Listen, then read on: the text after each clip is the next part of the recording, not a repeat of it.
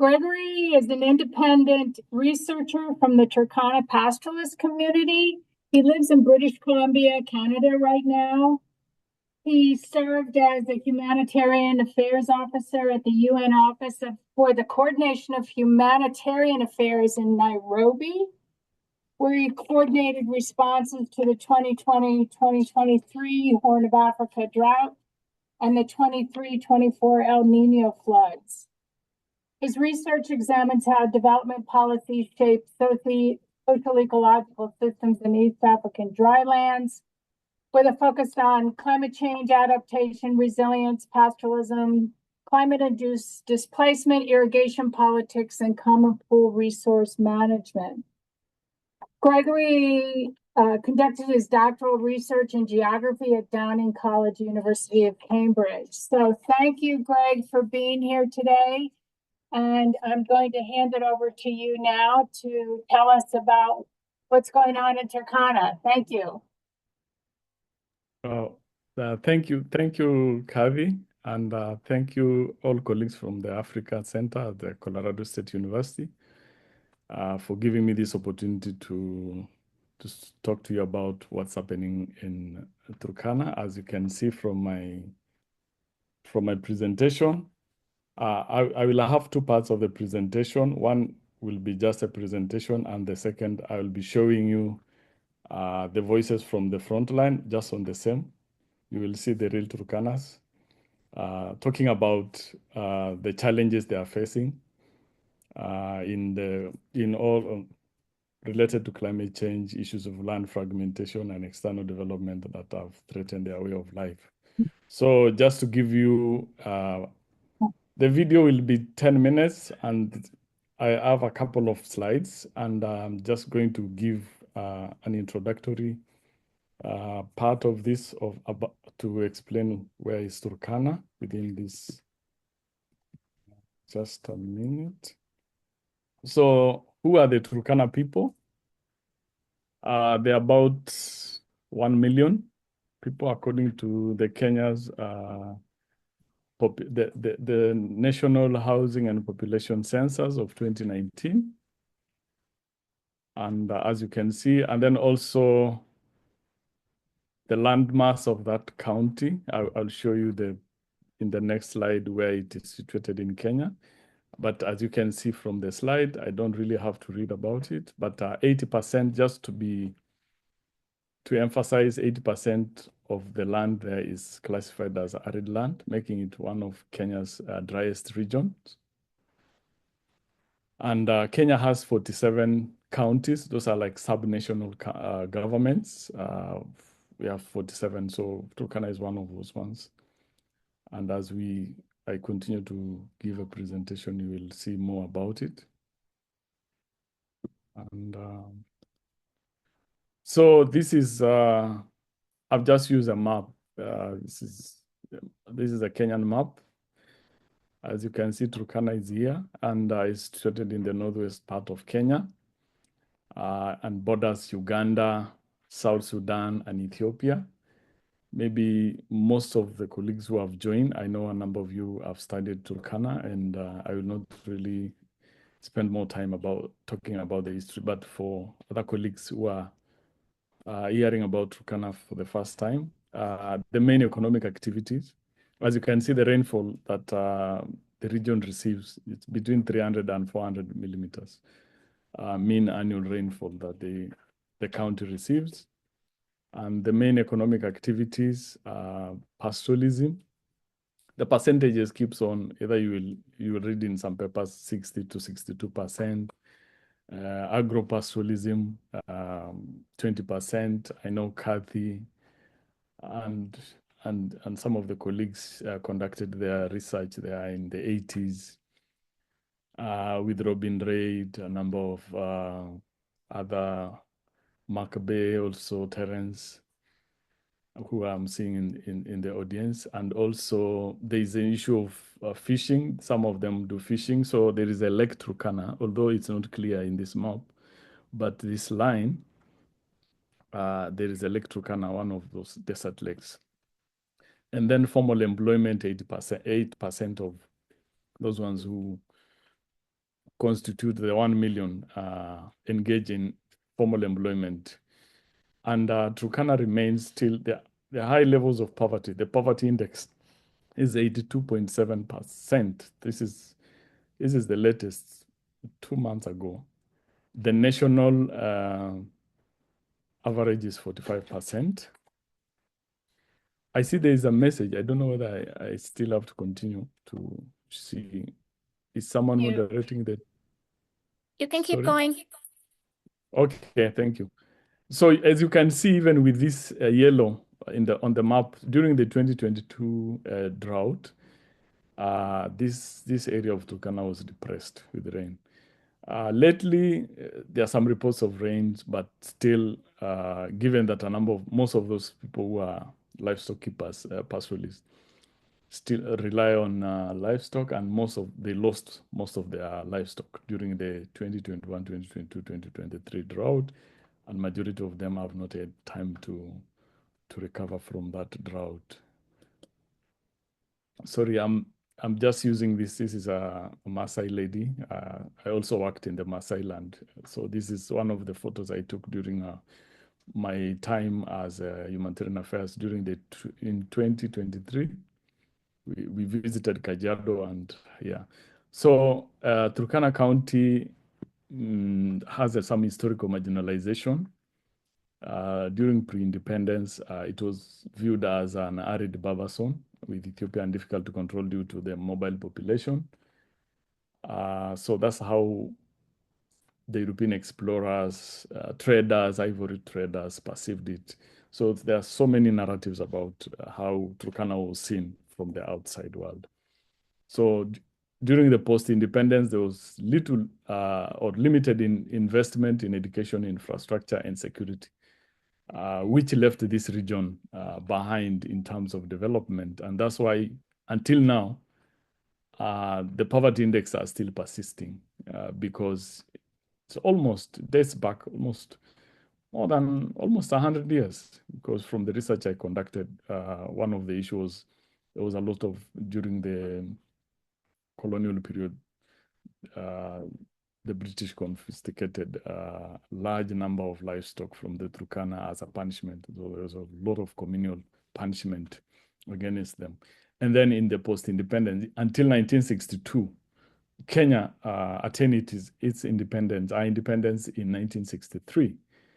And the first missionaries, Christian missionaries, were allowed to set up schools in 1962. You can imagine how that is just recent. And then some progress in 2010 Constitution of Kenya, which introduced the Equalization Fund to address historical marginalization of counties like Turkana, but mainly most of the northern Kenya counties, which are inhabited by pastoralists, were affected. And this Equalization Fund, I think even as of now, hasn't really been implemented because it's not been very clear. And then in the 2013, there was devolution. Devolution now, because power was centered, it was more centered in Nairobi, in the capital, until 2013. Because of the 2020 Constitution of Kenya, it allowed the establishment of 47 sub-national governments, which are now called the counties, and they were given more political and economic powers for them to decide on what kind of activities they need to do and also plan for their own development. But still, there's more challenges, because if you have problems dating as far as 100 years, it's quite challenging, and the development was just the other day, so more or less. And there have been a number of external support since post-independence. A number of development agencies have implemented projects in Turkana, and a number of colleagues who are in this call are very much aware about it, but that hasn't really been achieved because there was an issue of modernization, trying to settle Turkanas so that they can be provided basic services like schools, health services, water, and some food security. projects in form of irrigation, small-scale irrigation. But all that is seen as a form of control and also to tax them. So I'll just mention a few adaptive strategies that the Turkanas and other pastoralists in Kenya or in other parts of Africa use. So mobility remains as one of the strategies that the Turkana people have used to kind of manage the different season in a year, like they move and to allow regeneration of pasture.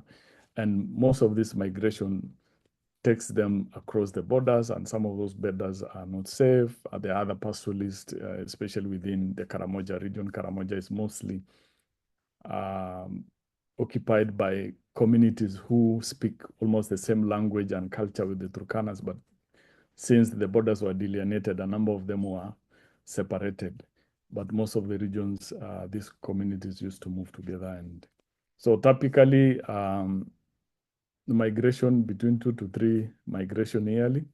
But these days, whenever they move, they cannot see them for a long time. Like, for example, some of my extended family, who I had not seen since the 1990s, for more than 30 years, they moved to Uganda. So that is how extended, especially the cattle keepers. The cattle are doing well in the island. So most of them moved to the Karamoja escarpments. And then there's also the issue of collective security, where they form larger groups, calling Adakarin, when facing external threat, the same as what they now when they live in the neighboring countries, especially Uganda, because that's where most of those ones from Western Turkana, where I come from, they've lived for many years, but they continue to face challenges, especially whenever anything, they are blamed because they are outsiders and they are seen as outsiders. And then also the household flexibility, where the family split into smaller units to access different resources simultaneously. So you find the milking cows or camels or goats remain with the women and children, and then the young men move to the satellite camps to establish what we call ngaburin in remote areas with better grazing. So you find in most of the drought period, they can have pasture, but there is no water.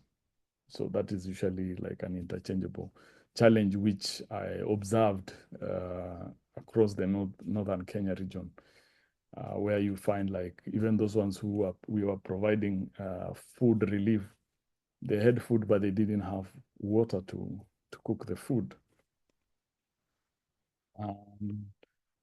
Climate change remains a major threat to the Turkana and most of the pastoralists in Kenya and even in sub-Saharan Africa.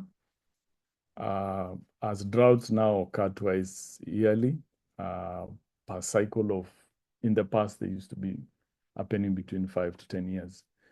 But the frequency and intensity of droughts continue to impact the Turkanas, and they have no time to recover from the losses they've incurred from the droughts, the loss of herds.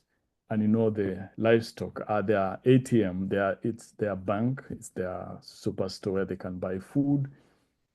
So most of them during the recent droughts have lost their herds, which are their main household income, and we have thousands of dropouts now living in major urban centers where they can access some relief food. But even now, many people are affected, and the food that is there or the support that is there cannot go around everyone. So even as I worked at OCHA, we observed during our field visit how an household is given 64 kgs of food ration. And you find, as you know, most of the pastoralists have large families. So, for example, in Marsabit or also in Wajua, we found some families where they had like 18 people. But even despite of that, they will share that food. So within 2-3 days, that food is finished, and it's supposed to last them for a month.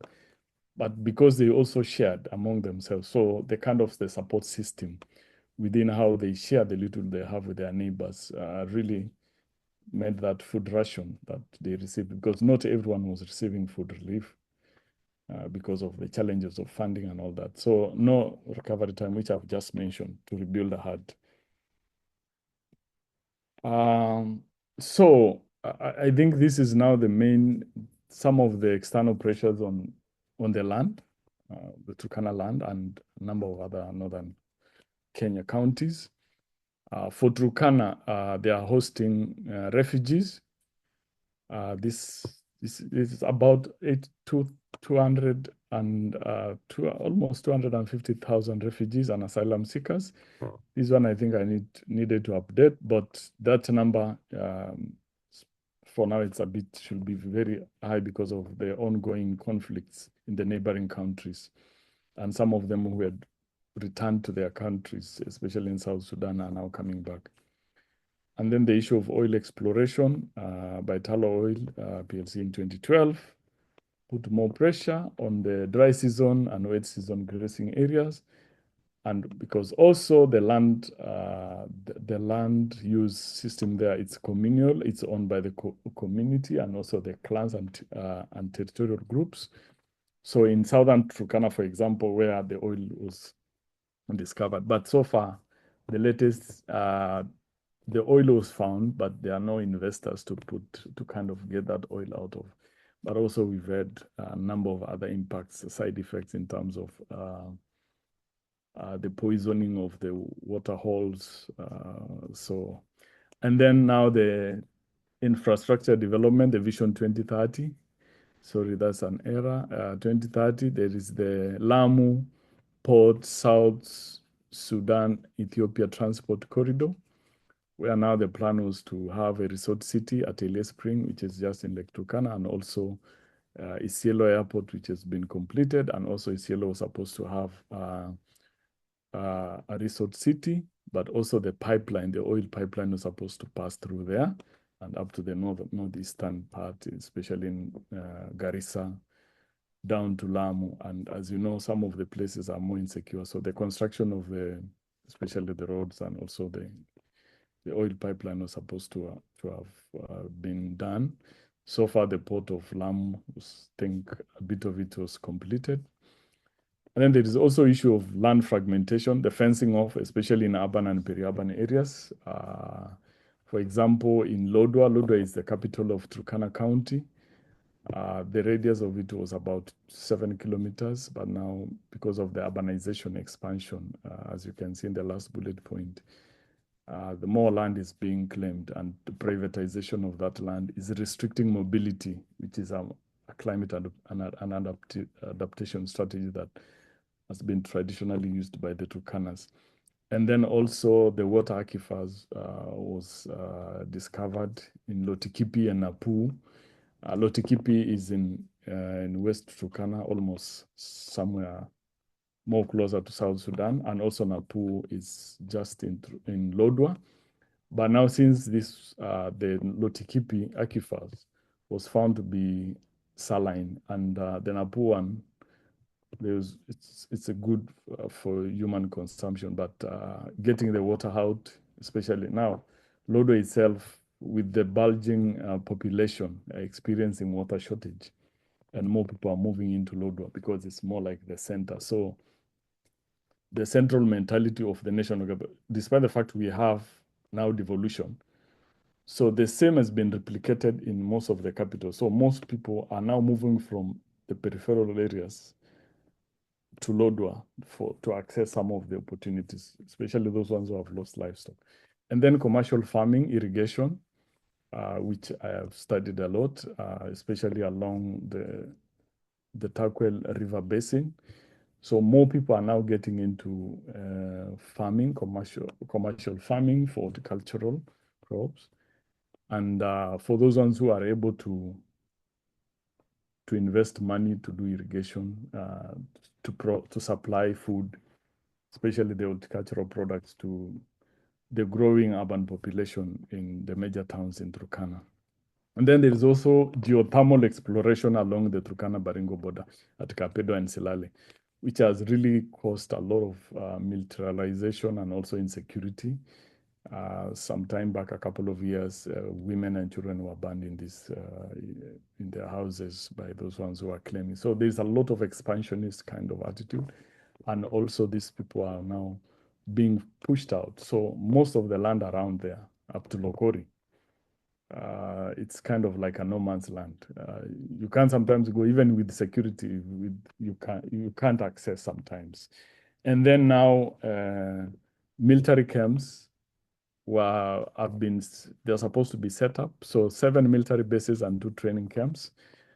Already the county government of Turkana approved this, I think in 2022, where now the Kenyan government is going to set up. And most of those places where the military bases are supposed to be set up are actually communal land where most of these communities, it has very good pasture and all that. So I think the urbanization, I've just spoken about it.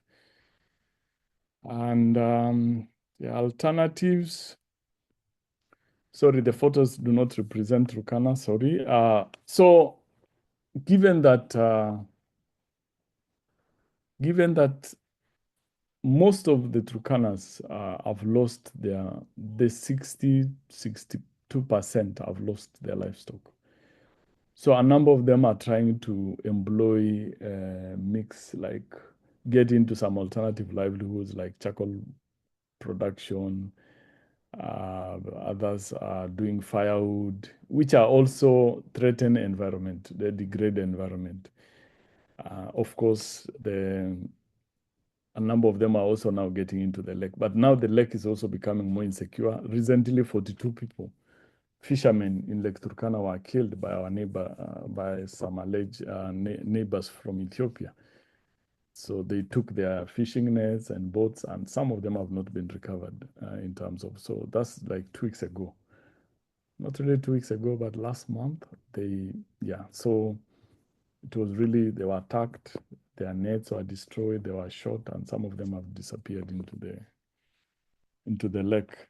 So those are some of the challenges, because most of them, so there's a lot of scarcity in terms of resources and opportunities. So a number of them who are getting, and then others are also getting into, they are doing beekeeping, which I've not mentioned. The others are just also have moved into town, doing manual jobs to survive. Yeah, so I think that's the end of my presentation. Thank you. Asante sana. Alakara noi is thank you in Turkana.